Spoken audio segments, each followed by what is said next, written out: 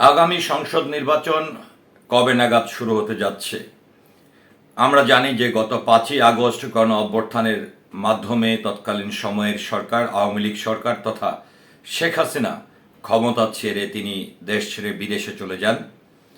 তারপর 8 August doctor Mohammad ইউনূসকে প্রধান উপদেষ্টা করে অন্তর্বর্তীকালীন সরকার গঠিত হয়। বাংলাদেশের যে কোনো কঠিন পরিস্থিতিতে, দুর্যোগময় মুহূর্তে সেনাবাহিনীর অবদান অবিস্মরণীয়। তো বর্তমান সময়ে যেহেতু অন্তর্বর্তীকালীন সরকার বাংলাদেশের দায়িত্ব পালন করছে, অনেকেই বলছেন হয়তো আগামী 3 বছরে নির্বাচন হবে না, অনেকেই বলছেন 5 বছরে হবে না, অনেকেই বলছেন 2 বছর পরে নির্বাচন হবে, অনেকেই বলছেন 1 বছর পরে নির্বাচন হবে। তো এই গণ অভ্যুত্থান কিংবা বাংলাদেশের এই কঠিন সময়ে সবচেয়ে বেশি ভূমিকা রেখেছে বাংলাদেশ সেনাবাহিনী। আর বাংলাদেশ সেনাবাহিনীর প্রসঙ্গটি যখন আসে, তখন বর্তমান সময়ের যিনি সেনাপ্রধান রয়েছেন ওয়াকারুজ্জামান, তাকেও জাতি সারা জীবন মনে রাখবে। তো এই অন্তর্বর্তীকালীন সরকার এবং আগামী সংসদ নির্বাচন নিয়ে এবার গণমাধ্যমের সঙ্গে কথা বলেছেন বাংলাদেশ সেনাবাহিনীর প্রধান ওয়াকারুজ্জামান সাহেব। এর প্রেক্ষাপটে আজকে প্রথম আলোতে একটি সংবাদ প্রকাশ হয়েছে, ওয়াকারুজ্জামান সাহেবের বক্তব্য প্রকাশ হয়েছে। তিনি অন্তর্বর্তীকালীন সরকার এবং আগামী নির্বাচন নিয়ে কী বলেছেন সেটি আপনাদের সামনে উপস্থাপন করছি। 18 মাসের মধ্যে যাতে নির্বাচন হয়, সেজন্য অন্তর্বর্তী সরকারকে সমর্থনের অঙ্গীকার সেনাপ্রধানের। যে কোনো পরিস্থিতিতে অন্তর্বর্তী সরকারকে সমর্থনের অঙ্গীকার করেছেন সেনাপ্রধান জেনারেল ওয়াকারুজ্জামান। 18 মাসের মধ্যে যাতে নির্বাচন হতে পারে, সেজন্য গুরুত্বপূর্ণ সংস্কারগুলো সম্পূর্ণ করতে এই সরকারকে সমর্থনের প্রতিশ্রুতি দিয়েছেন তিনি।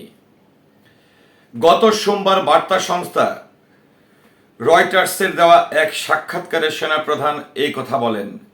তার সাক্ষাৎকারের ভিত্তিতে আজ মঙ্গলবার একটি প্রতিবেদন প্রকাশ করেছে রয়টার্স। ছাত্র জনতার অভ্যুত্থানে 5 আগস্ট প্রধানমন্ত্রীর পদ থেকে পদত্যাগ করে শেখ হাসিনা ভারতে চলে যান। পরে অন্তর্বর্তীকালীন সরকার গঠিত হয়। গতকাল রাজধানী ঢাকার নিজ কার্যালয়ে বসে রয়টার্সকে একটি সাক্ষাৎকার দেন জেনারেল ওয়াকারুজ্জামান। তিনি বলেন, নোবেলজয়ী ডক্টর মোহাম্মদ ইউনূসের নেতৃত্বাধীন অন্তর্বর্তী সরকারের প্রতি তার পূর্ণ সমর্থন রয়েছে। এছাড়া সামরিক বাহিনীকে রাজনীতির প্রভাব থেকে মুক্ত করার একটি রূপরেখা দেন তিনি। ডক্টর ইউনূস প্রসঙ্গে জেনারেল ওয়াকারুজ্জামান বলেন, আমি তার পাশে থাকব, যাই হোক না কেন, যাতে তিনি তার মিশন সম্পূর্ণ করতে পারেন।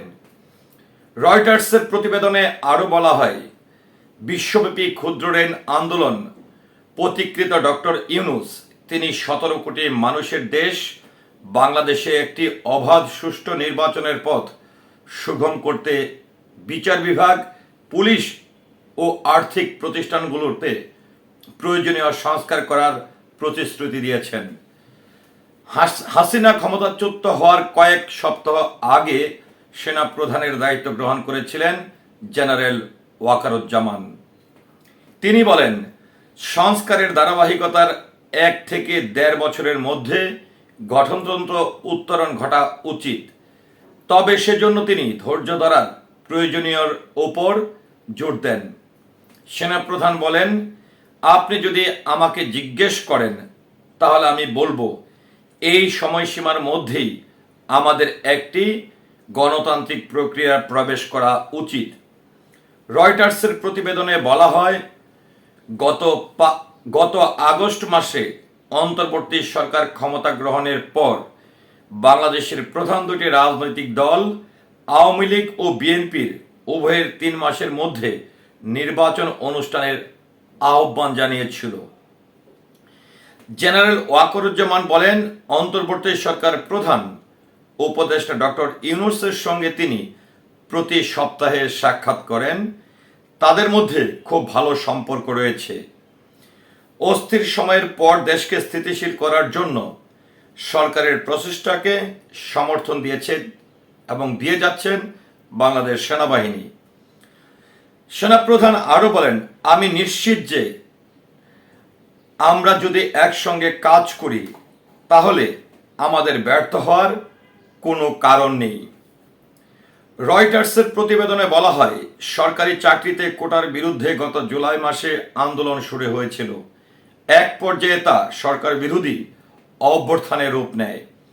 এই আন্দোলনের 1000-এরও বেশি মানুষ নিহত হয়েছেন।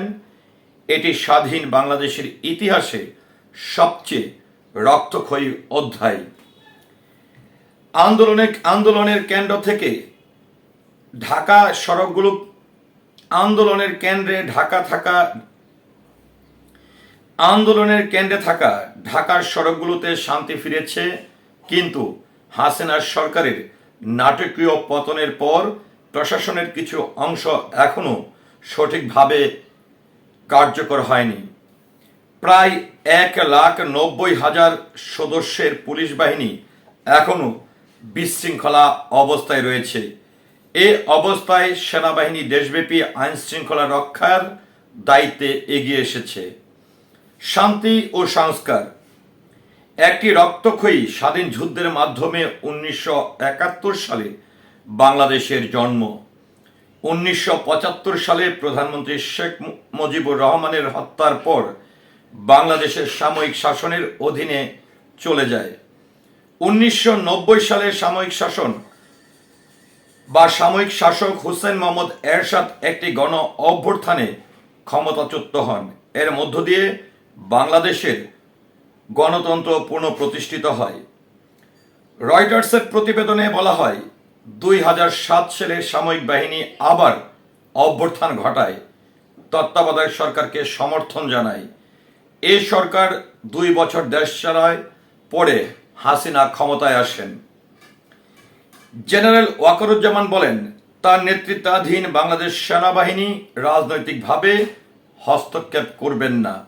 সেনাপ্রধান আরও বলেন, আমি এমন কিছু করব না যা আমার বাহিনীর জন্য ক্ষতিকর। আমি একজন পেশাদার সৈনিক, আমি আমার সেনাবাহিনীকে পেশায় রাখতে চাই।